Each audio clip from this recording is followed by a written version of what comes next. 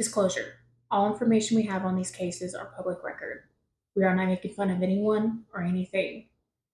This channel is for awareness of cases and entertainment purposes only.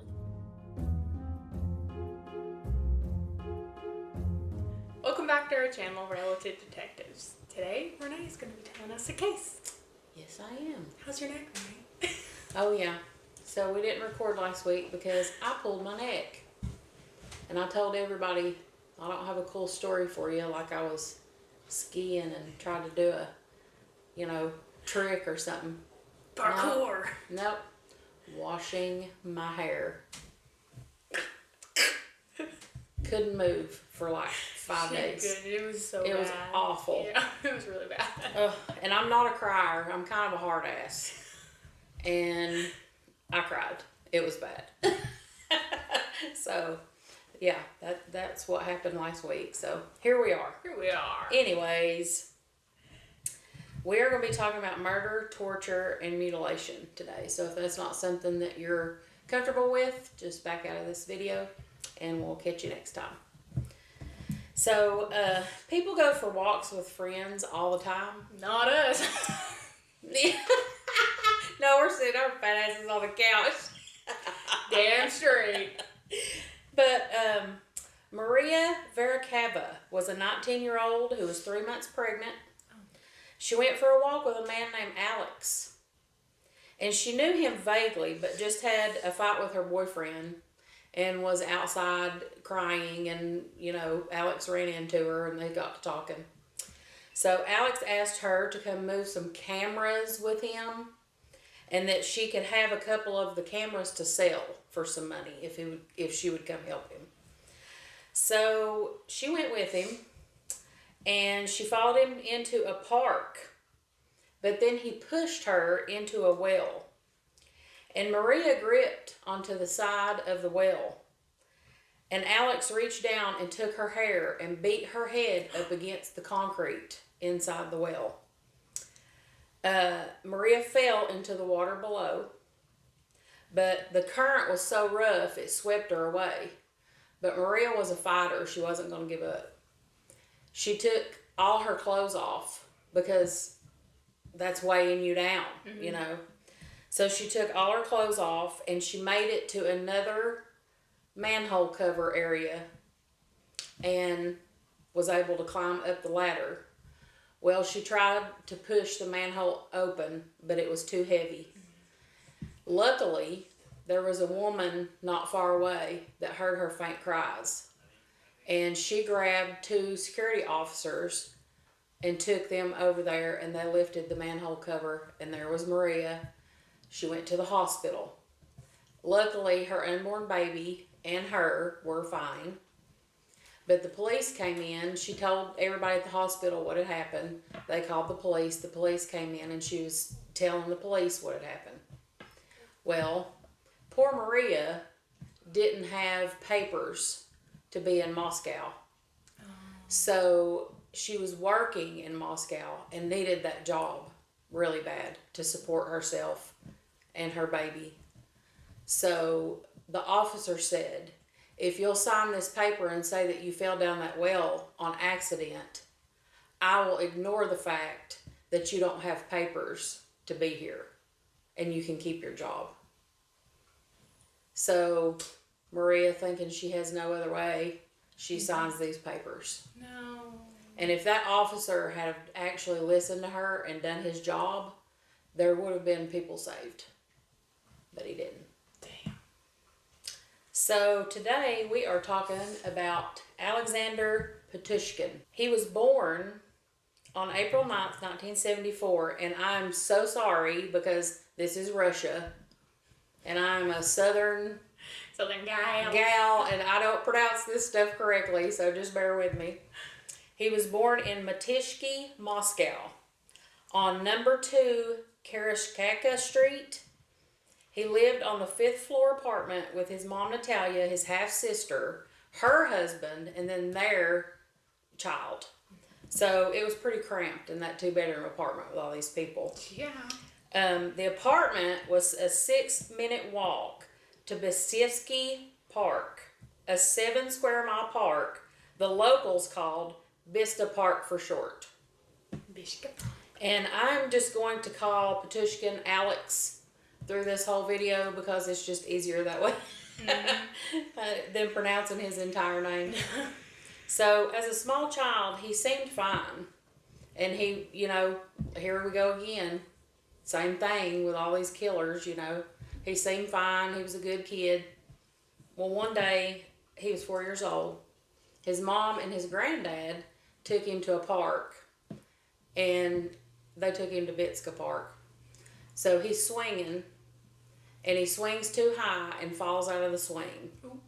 And when he stands up, here comes the swing right in the forehead. Ooh, been there, done that. And I don't know if it was, a wooden swing or what it was, but they say that it hit him so hard that it kind of knocked him out a little bit. They had to take him to the doctor and all that. Mm-hmm. But they said he had frontal cortex damage. So when you're younger, your skull is not as developed or hard like it is as you get older. Mm-hmm. So that caused him frontal cortex damage.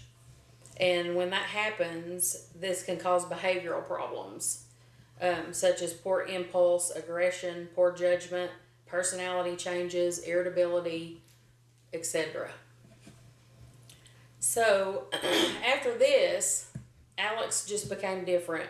He became hostile and sometimes impulsive. He was being bullied in school, mentally and physically, which made his anger worse, due to the bullying. Mm-hmm. So because of all this, his mom took him out of public school and put him in a school for kids with special needs and behavioral issues. So his granddad thought this was a bad idea because he always thought Alex was a very smart kid and still was a smart kid, and he didn't think this was a good idea because it was taken away from his learning. Mm-hmm.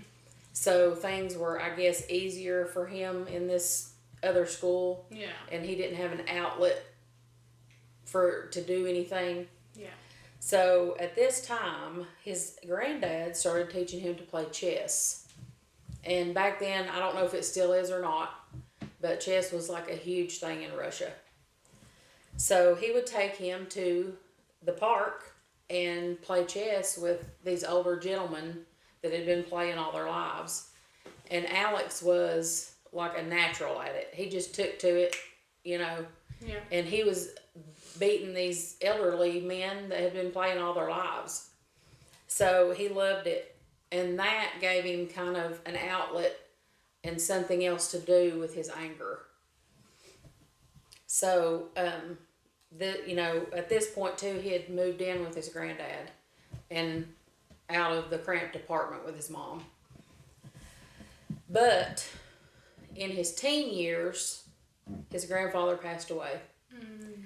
And he took it really, really hard because he felt like, I guess he was like the only person that, was there for him or thought about him or, So he took this really hard, and he had to move back in with his mom in that cramped apartment, and he was not happy about that. So he started drinking a lot. He was drinking a lot of vodka to deal with his emotions. Yeah. You're a teen. Your granddad's dead. He's the only person you feel like cared about you. So he goes to self-medicate. He would go in the park to play chess. But the game was no longer satisfying him. So it wasn't enough for his anger and behavioral issues. Mm-hmm. So he started bullying children and recording it. He would take cameras and go into Vitska Park and record children and bully them. And then take the tapes back and watch them. So this, gave him a thrill So here's the outlet again. Yeah. And at one time, he held a child by one leg and told him he was going to drop him from a window and laughed and said, quote, "You are in my power. You will fall 15 meters, which is 49 feet and 2.5 inches, to your death," end quote. Damn. So, he's torturing these poor kids and watching the videos at home. That's just That's so horrible. so weird. But he was doing this for a while, and then of course what happens? No more satisfaction out of that either. We got to take it to the next level. He's just trying to find his kink. Got to take it to the next level. So he is watching TV one day and sees another Russian serial killer. I guess he was going, like they were doing his trial and he'd been arrested and all the things, and they were talking about him on TV. And this killer's name was Andretti. I can't even say that. We'll just put it here. Gichitello, I think that's how you say it. He was a killer who killed 52 women and children from 1978 to 1990. And Alex was like, loving that guy. So he said he wanted to be like him, but better. He wanted to kill 64 people. And do we know what that is? The number of squares on a chessboard. Oh, shoot. So they called him, in the end, the chessboard killer. Ew. That's pretty badass. That's pretty cool. I mean, he's got his thing now. He's figured out what he's going to do.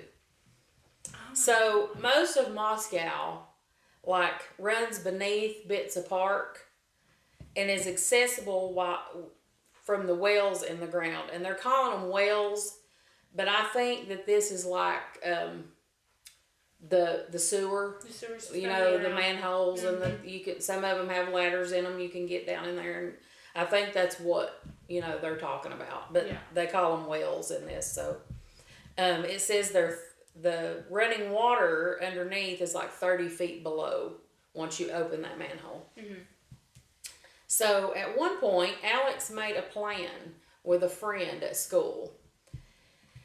And they talked about going on a murder spree together. Find a new friend. For real. Like, you're going to meet somebody in school and they're like, "Hey, let's go on a murder spree together." Deuces. Peace out. I'm leaving. Oh, no. Like, who just goes to school and starts talking about that randomly? For real. Oh my gosh. So on July 27th, 1992, he met Mikhail Odachuk at Bidster Park. But he soon realized that Mikhail was not serious about this little pact that they'd made to go on a killing spree.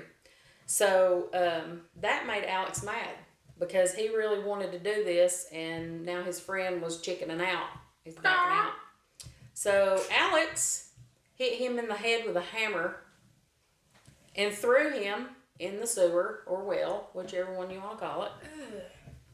When Mikhail didn't come home, his family called the police. And of course they did an investigation. And witnesses said they saw him with Alex in the park. And the police went to question Alex. And he said, "Yeah, I was with him in the park, but I left him there and he was fine." So with no evidence, they couldn't do anything. And they let him go. And poor Mikhail, his body was never found. So the next murder that we know of that Alex committed was on May 17th, 2001. And it was an elderly man that he played chess with in the park. He was 52. Yevgeny was his name. Alex told him it was the anniversary of his dog's death, and he was upset. And he wanted this man to come with him and do some vodka toasts and For a dog? for the dog. Yeah.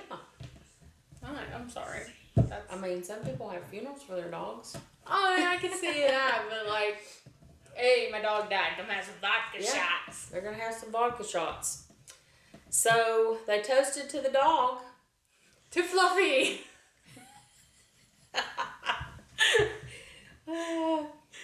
To what's Fang. That's Fang, how it is. yeah, to Fang.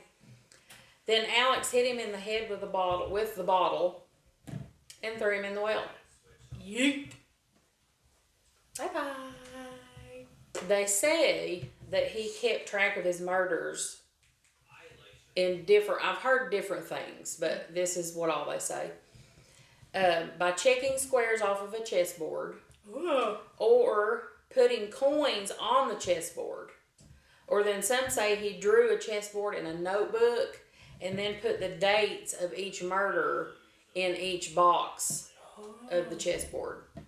I like that one. So that, that's the three things that they say he did. We don't know really which one. But during this time also, Maria was attacked. The lady that I was talking about at the very beginning of the video. Survived.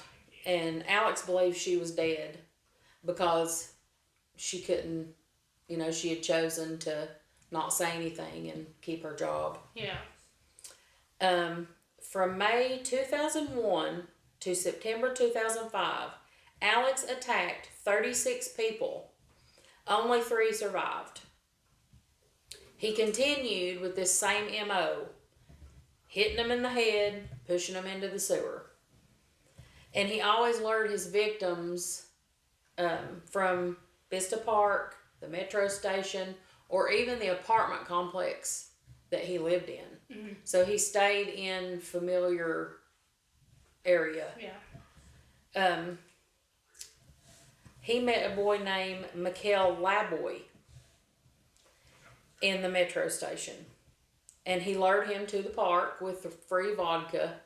I mean, are all these people just drunks or what? Like, Russians are. I mean, they drink a lot. Here's free vodka. Let's go to the park. Listen, I'd be like, you're crazy. Free? That's the word right there. Free. You know what he said? Free. Let me tell you. If somebody said, come to the walk in the park, I'll give you a free trip to Disney. Would you do it? No. I would. I'm not going in the park with nobody I don't know. I'm sorry. I'm just not. Fight them No. I mean, I'll go, but I'll be going strapped. For real. But what happened?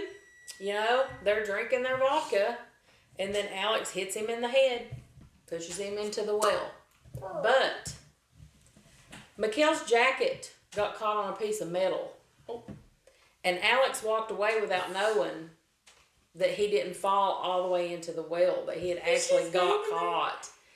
So Mikhail was able to climb out of the well. And he went to the police. What are they going to do? Here we go again. Of course, they didn't believe him. And they told him to go home. Whatever, dude. You're talking out your butt. Go on. So they ran into each other in the metro station again. Alex and Mikhail. They saw each other in the metro station. Well, they were both like they do the whole Spider-Man. Freaked out. They're doing the whole Spider-Man thing. I thought you were dead. What are you doing? I'm back, motherfucker. So Mikhail sees him and screams and grabs a police officer and says, "Oh my God, that's the guy that attacked me. Like, you got to do something." And of course, the police officer thinks Mikhail's crazy. He's like, I ain't gonna do a damn "You're insane. Like, what are you doing? Go on, get out of here." Well, then and of course, Alex is standing there. He witnesses the whole thing, and he's like, "Man, these police officers ain't doing crap. They don't give a like, they don't care. I'm just." I'm good to go. Like, I ain't never gonna get caught doing this crap. Like, I'm Superman. I ain't, like, I can do whatever I want. You ain't no Henry Cavill. No, he's not. Once you see the pictures. So, he just thinks he's unstoppable at this point. So, he just keeps going. So, he killed a man he met at the bus stop. and hit him in the head, pushed him into the sewer. So at this point, he's getting bored again. You know, hitting people in the head, push them in the sewer. Hitting people in the head, push them in the sewer. Like how many people has he done this to now? Like high 30s. Mm-hmm. So he's thinking about like changing his MO a little bit because he's getting bored again. So Alex killed Nikolai Vorbioff. Nikolai Vorbioff. And of course, he asked him to take a walk and drink with him in the park. He smashed Nikolai's head in with a hammer over and over again. But instead of pushing him into the well, he took the vodka bottle and shoved it into the back of his head and left him laying there. So he beat his head in and then took the back of the bottle and shoved it inside his skull and just left him laying in the park. So no more pushing in the well. He's just laying out in the park. So of course the police find his body. Then he kills a 63-year-old man, and this guy's name is Nikolai too. He was a retired police officer, and he was killed the same way as the first Nikolai. He busted his head in, shoved the bottle in the back of his skull. So, of course, the police find his body. And, here's the thing. Now, you know, these people are telling the police what's happening. You know, I've been attacked, I've been pushed down a well, I've been this, and they're all ignoring him. But now, as soon as they find a retired police officer laying in the park, it's time to do something. Exactly. Bullshit. So, they, of course, knew that they had a serial killer on their hands because the two were the same MO. So, they started an investigation, but nothing came of it at that point because Alex was good at what he was doing and he never left DNA or fingerprints anywhere. So, they could not find him. Mm-hmm. But he kept killing, like over and over and over, in the same way. He just kept doing that to people.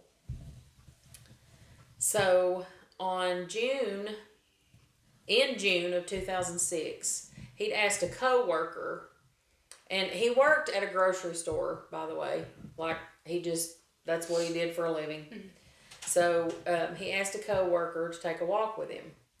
And her name was Maria Moskalova, and she was a 36-year-old woman, but she was very kind of leery of him. Like, I mean, she knew him, she worked with him, but I guess he like gave her the heebie-jeebies or whatever. That's what I always say.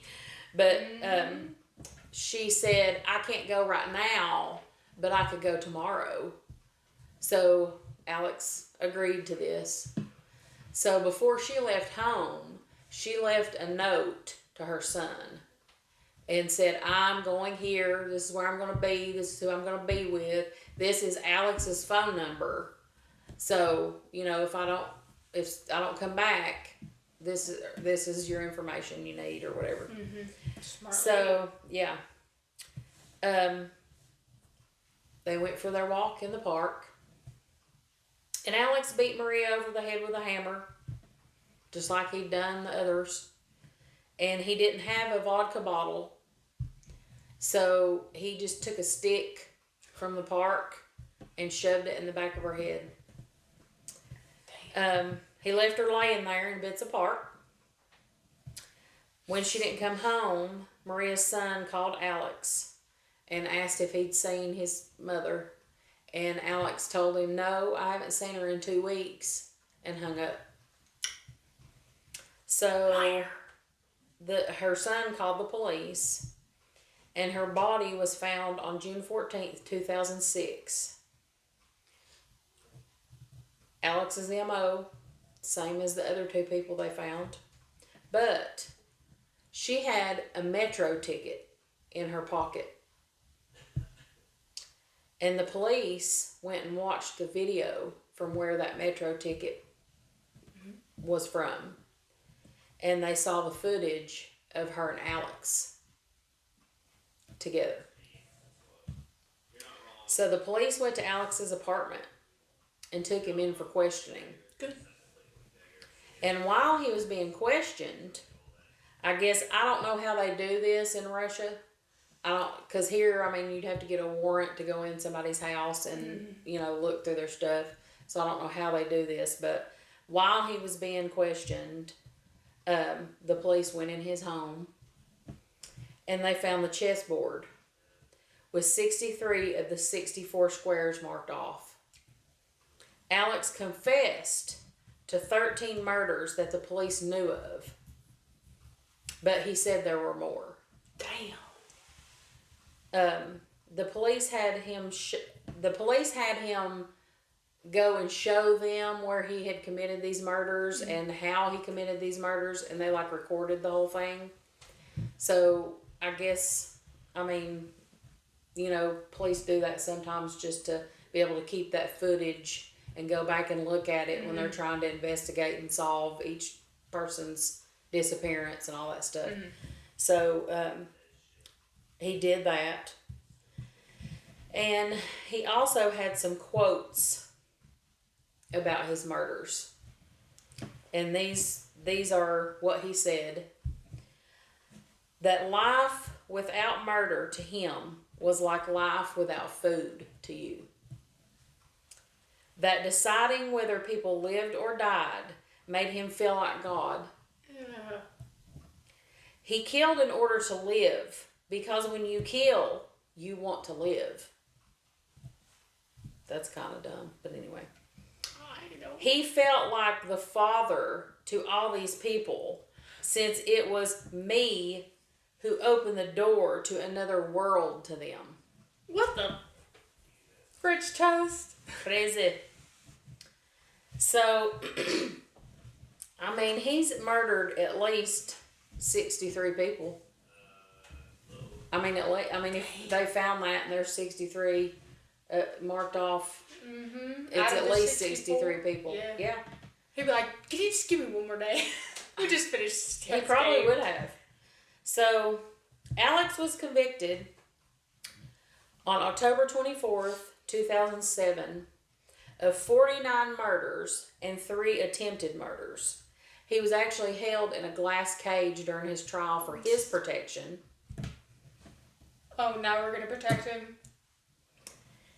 He asked the court to add 11 more victims to his sentence. He asked? He asked the court to add 11 more victims to his sentence. His lawyer's Yeah. like, I know, right? This guy's lost his mind. yeah. Well, he did a long time ago. But anyway, they couldn't prove the other 11, so they couldn't add them, to the sentence. Yeah. So he didn't get that. But he was sentenced to life in prison with the first 15 years in solitary confinement. He tried to appeal all of this because he said it was too harsh. Dude, you're bashing people in the head with a hammer, And you think solitary confinement is too harsh? Those people are stuck inside solitary confinement for the rest of their life because they're dead. No. These people kill me. Like, all these serial killers kill me when they do that. It's like, they've tortured and murdered and dismembered and all the things they do. And then they have their court date and they get their sentencing and they're like, oh no, I can't do that. That's too harsh for me. I know. Like, what? How do you think your victims felt, you idiot? I can't do that. I gotta work tomorrow. So dumb. What makes you so special? Right. But of course it didn't work. They didn't. Yeah. They ignored him. But he is being held to this day, he's still alive, in solitary confinement in North Russia at the Arctic Penal Colony, aka the Polar Owl. Penal. All right there, Beavis. I can't do Beavis, boy. But he was mad Oh, haters gonna hate. because he didn't get credit for all his murders. So, you know, he only got convicted of 49 murders and 3 attempted murders.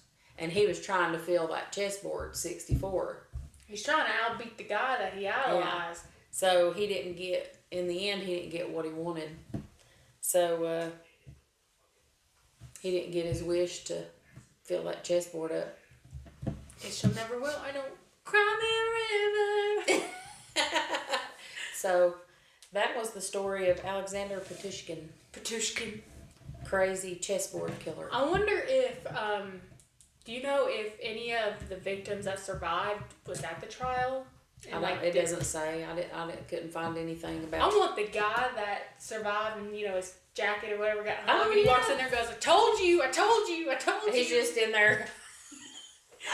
Yeah, exactly. Yeah, but it doesn't say if they, you know, any of them were there. And then the Maria, the first lady I was talking about, like, you know, there again, like nobody believed her, and like how many people could have been saved if she, you know, if they believed what she said. I mean, he killed. I mean, if the thing was right that the cops found 63 people. I mean, So- like, there's good cops out there, and there's some that are just like, how did you even, why? Like, what? Like, just listen to people. And nothing comes out of it, nothing comes out of it. Right. But, you know. Yeah. At least you tried. Yeah. Like better safe than sorry. You know? That's what I'm saying. I always say that. Bullshit. Better safe than sorry. Yeah. Better safe yeah. than sorry. I don't know. You know, some people think that the swing and the injury, you know, did something to him. I think it's just I don't a know. mixture if it's anything like that, and then, you know, his grandfather dying, and then just being so weak and vulnerable in the brain, and seeing that guy on TV is just kind of like, I don't know. Most of the time it is just all this up there. Yeah. It's crazy what something in your head controls what you do. I think sometimes, though, that, like, you know, he had the accident or whatever, but I think there's still something there before that. You know what I mean? And then some, you know, like if something happens to you like that, you have an accident, that it just makes it more pronounced, I guess. But I think when people do things like that, it's there already in a way. Mm-hmm. I mean, it has to be. Yeah. Like, I don't know. Damn. Yeah. Oh, sorry. I hit my thumb on the table. I heard. And of course, this is the Sunday before Christmas, so I hope everybody has a Merry Christmas. Merry Christmas, Merry Chrysler.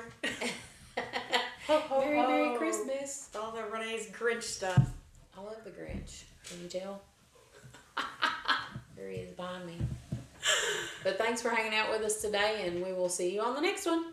Bye-bye.